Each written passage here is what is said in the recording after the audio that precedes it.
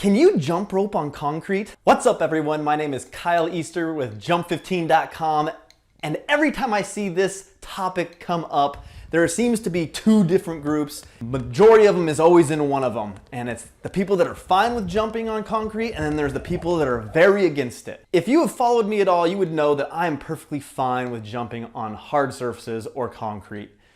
In fact, most of my jump sessions take place on a painted concrete floor at my gym, and I have never hesitated to jump rope on roads or sidewalks in the past 10 plus years without any consequences to my joints. Now, if you happen to sit on the other side of the fence than me, hear me out. I do have 4 guidelines that I use when determining whether to jump rope on a hard surface like concrete that I want to share with you to help protect you and your ropes. Let's do this. Number 1, jump low. If you don't know proper jump technique, check out the video I have linked right up here, which covers exactly that. You should only be jumping 1 to 2 inches off the ground. This helps greatly reduce the amount of impact that you have on your body. In addition to that, make sure you're staying on the balls of your feet. Staying on the balls of your feet allows you to help cushion your landings, further reducing impact. Also, get yourself a good pair of shoes. I like to wear basketball or running shoes because they both cushion for their respective sports.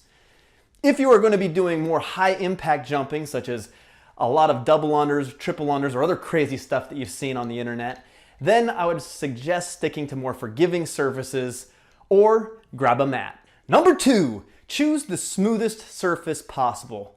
People, this is pretty straightforward. The smoother the surface, the less wear and tear on your rope. The rougher the surface, the more wear and tear on your rope. If you only have rougher surfaces than you want to jump on in your area, get a mat. Number 3, take into account how long your workouts are going to be. For instance, at Jump 15, I design all my workouts around 15 minutes, and it's also utilizing bodyweight exercises. So it's not just jump rope throughout the whole thing. This limits the amount of wear and tear on the rope and the impact on your body of jumping on a harder surface. If you are jumping for a more endurance or stamina and your jump rope workout is going to be all jump rope for 30 plus minutes, then I would recommend probably grabbing a mat or sticking to a more forgiving surface. And number 4, listen to your body. We are all unique, and some people's bodies can just take more impact than others. If you've had injuries in the past in the lower body, that doesn't necessarily eliminate you from jumping on concrete, but take that into consideration. Test it out, see how your body feels, and then make your decision going forward. Ultimately, choosing to jump on concrete is a personal decision, and you need to be comfortable with it. I'm confident that these 4 guidelines will help you make the decision that is right for you. Do you agree or disagree with any of my points? Leave a comment down below, I'd love to hear from you. If you enjoyed this video, be sure to hit that like button and subscribe to the channel and hit that notification bell so you'll be notified of new videos coming at you every week. Thank you for watching, and I'll see you in the next one.